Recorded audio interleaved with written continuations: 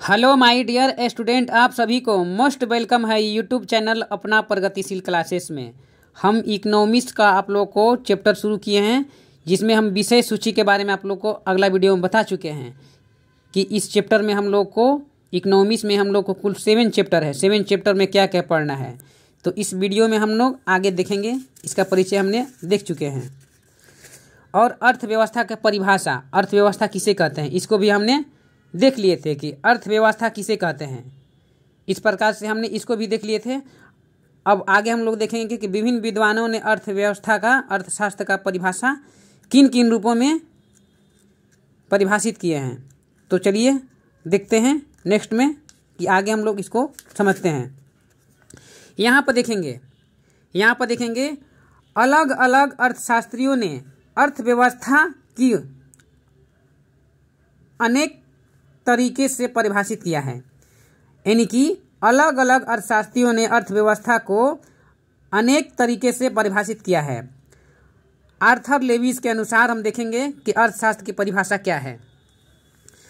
Arthur Levi's के अनुसार अर्थव्यवस्था का अर्थ किसी राष्ट्र के संपूर्ण व्यवहार से होता है जिसके आधार पर मानवीय आवश्यकताओं की संतुष्टि के लिए वह अपने संसाधनों का प्रयोग करते हैं।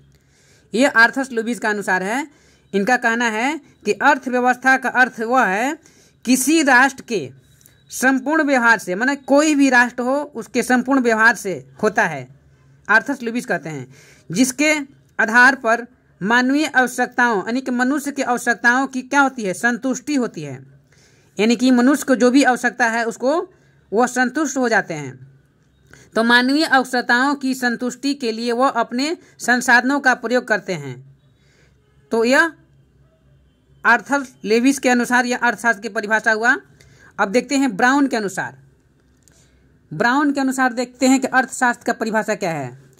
ब्राउन के अनुसार अर्थव्यवस्था आजीविका अर्जन की एक प्रणाली है। इनका कहना है, ब्राउन का कहना है कि अर्थव्यवस्था आजीविका अर्जन की एक प्रणाली है। आजीविका का मतलब क्या होता है, अर्जन का मतलब क्या होता है, इसको समझ लेते हैं। माने कोई भी काम करके पैसा कमाना, उससे हमको अर्थव्यवस्था का जोड़ देंगे। आजीविका का अर्जन का वही प्रणाली है, कोई भी काम करके पैसा कमाना आजीविका अर्जन प्रणाली कहलाता है। किसान लोग खेती करके पैसा कमाते हैं, वह उनका आजीविका अर्जन की प्रणाली कहलाएगा। शिक्षक लोग स्कूल विद्यालय पढ़ा करके जो उनसे प्रॉफिट होगा, जो पैसा प्राप्त होगा, वो उनका आजीविका अर्जन का प्रणाली कहलाएगा। उसी प्रकार से यहाँ पर कह सकते हैं दूसरे शब्दों में कि अर्थशास्त्र क्या है। तो दूसरे शब्दों में कहेंगे अर्थव्यवस्था आर्थिक क्रियाओं का एक ऐसा संगठन है जिसके अंतर्गत लोग कार्य अपनी आजीविका चलाते हैं।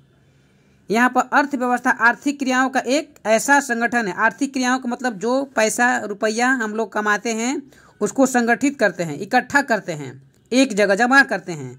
कोई भी काम करके एक जगह उसको इकट्ठा करना, उसी को बोलते हैं आर्थिक क्रिया। कोई भी काम करके पैसा कमाना आर्थिक क्रिया कहलाता है।